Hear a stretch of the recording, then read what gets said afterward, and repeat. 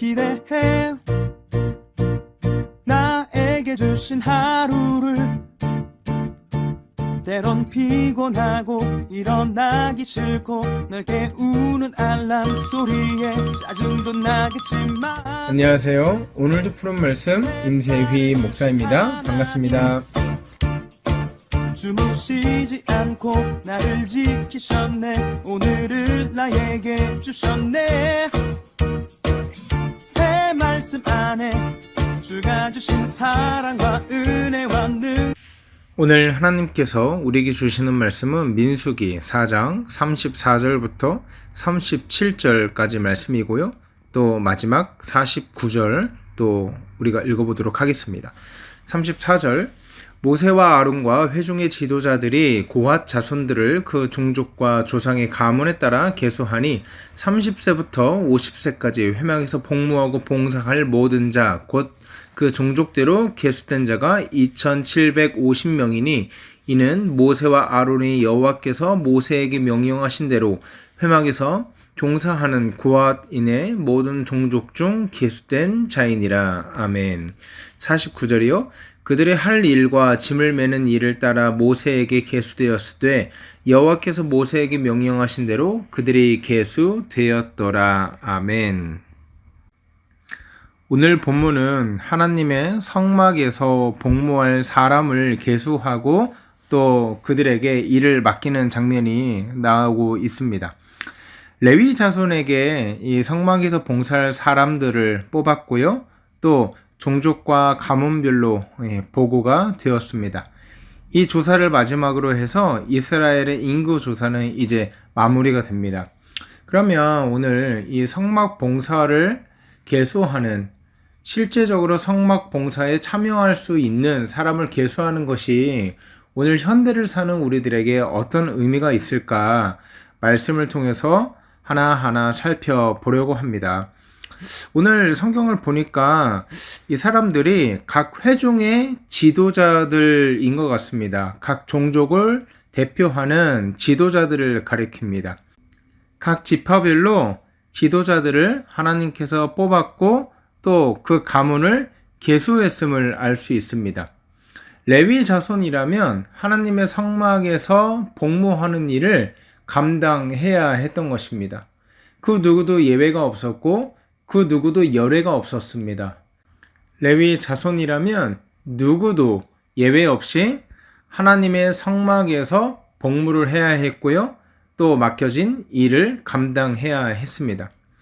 여러분, 이 원리가 오늘날에도 적용되는 것입니다. 하나님의 일을 우리가 감당함에 있어서요, 혼자 하는 것이 아니라 뛰어난 누군가 리더십이 있는 한 사람이 하는 것이 아니라 각각의 사람이 함께 합을 맞추고 함께 손발을 부지런히 움직여서 동역해야 한다는 것입니다. 오늘 본문은 이 동역의 중요성을 보여준다고 할 수 있습니다. 굉장한 리더십을 가진 굉장한 지도자 한 사람이 이끌어가는 교회가 아니라 정말 가진 것 없고 보잘것없을지라도 함께 공동체가 한 방향으로 하나님을 바라보며 함께 으쌰으쌰 힘을 모아서 세워가는 것, 그것이 교회요. 하나님 나라는 바로 그렇게 세워져 간다는 것이죠. 그것이 얼마나 지혜롭고 얼마나 조화로운 것인지를 오늘 본문은 우리에게 말씀하고 있는 것입니다.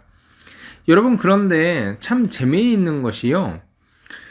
레위 자손이라면 이 성막에서 복무하는 것을 다 감당해야 했는데 이게 레위 자손이라고 또 아무나 할 수 있는 게 아니었습니다.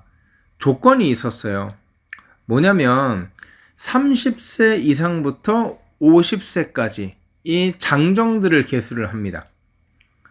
30세부터 50세까지. 여러분 한번 생각을 해보십시오. 레위 자손이라고 다 이 성막에서 복무할 수 있는 것이 아니고요. 30살은 돼야 복무가 가능했다는 거예요. 이것은 무엇을 보여줍니까? 민수기 1장, 2장이나 다른 인구조사에서 보면 20세 이상을 계수한단 말이에요. 그건 무슨 말이에요? 계수의 의미가, 인구 조사의 의미가 전쟁에 나가서 혈기왕성하게 싸울 사람들을 계수하는데 반면 오늘 성막에서 봉사할 사람들은 20세 이상이 아니라 몇 세 이상이에요? 30세 이상.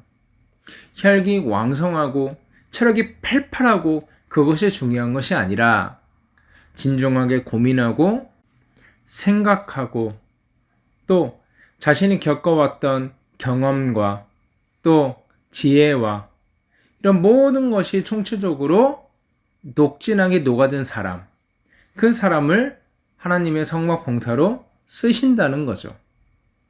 여러분, 성경이요 참 재밌는 게 인구를 계수할 때 20세 이상만 계수한 것도 아니고 또 30세 이상만 계수한 것도 아니고요. 각각의 쓰임대로 각각의 필요대로 계수하는 방법이 달랐다는 거예요. 여러분 너무 재밌지 않습니까? 이것이 무엇을 말해주고 있습니까? 하나님의 나라는요, 하나님께서 이루어 가시는 아름다운 교회는요, 쓸모없는 사람이 한 명도 없다는 거예요. 각각의 필요와 각각의 하나님의 부르심과 각각의 그 은사의 모양대로 어린아이는 어린아이대로 필요하고 또 청년은 청년대로 필요하고 또 우리 노년 시대를 살아가고 있는 어르신들은 어르신들 나름대로 그 역할이 있다는 것이지요. 어느 하나 필요하지 않은 연령이 없다는 거예요. 우리가 흔히 생각할 때 젊은 사람들이 바글바글하고 좀 젊은 사람들이 많은 교회, 그러면 굉장히 활기차고 또 크리에이티브 할 것 같고 굉장히 혁신적인 사역들을 많이 만들어낼 것 같은데 여러분 사실 그렇지만도 않습니다. 또 반대로요. 또 어르신들이 많고 또 노인분들이 많은 교회는 굉장히 고루하고 지루하고 그렇게만 생각하는데 여러분 그렇지 않습니다. 꼭 그렇지만도 않더라고요.